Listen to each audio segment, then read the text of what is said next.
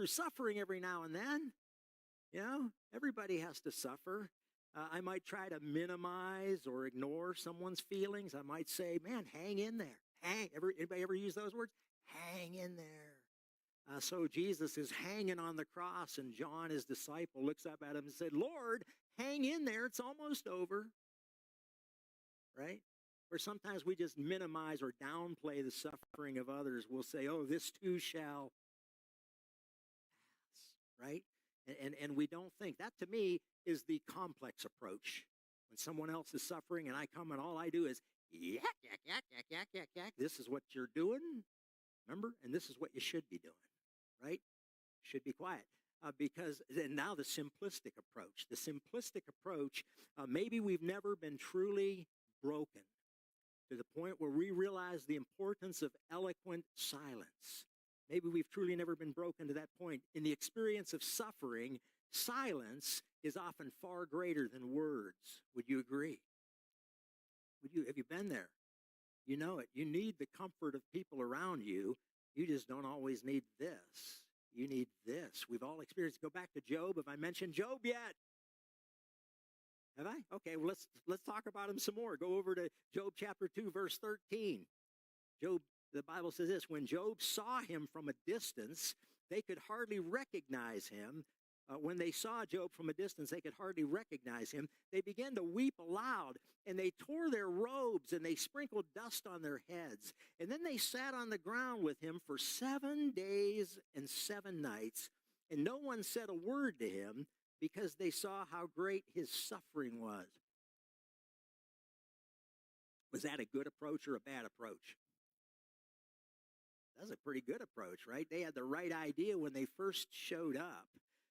But then they started to yap a little bit, and as a result, they should have kept to their first stance. They should have kept giving Job the silent treatment.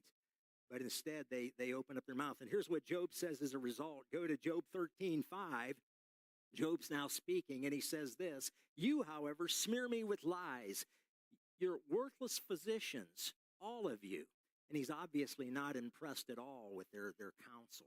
They should have stuck to plan A, right? They should have stayed silent in Job's presence, but instead they talked, they spoke, and you know what they say, silence is what? Golden, and it does bring comfort. Just our being there brings comfort. And so you say, well, maybe we should just sit in silence during this service. We should play Quaker Meeting House, not say another word, right?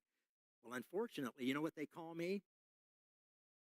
Preacher. And Jerry knows I've been talking since the day I got out of the womb. So it's what I do, right? But think about it this way. I think one of the missing links in evangelical Christianity today is silence.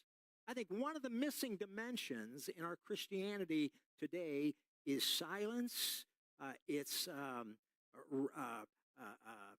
meditation, contemplation, reflection, and those kind of things. So take off the earphones, turn off the TV, put the YouTube aside for a while, set the laptop down, turn off all those things, and be quiet, listen to God, get in God's presence and listen to him. And I think when we do that, we'll find we make far more progress in the silent contemplative dimension than any of us ever realize. Well, Job, I think, would agree with that. But today, we're not going to do that. So we're not going to sit in silence because I want to tell you a little bit about suffering and how we can deal with it and how we can rejoice in it today. So first of all, number one, expect ordeals. Expect ordeals. If you look at verse 12, Peter says, don't be surprised by fiery what? Trials. Don't be surprised by those fiery trials that we all go through. Expect ordeals so that when you go through the less than ideal, you won't be looking for a new deal. Suffering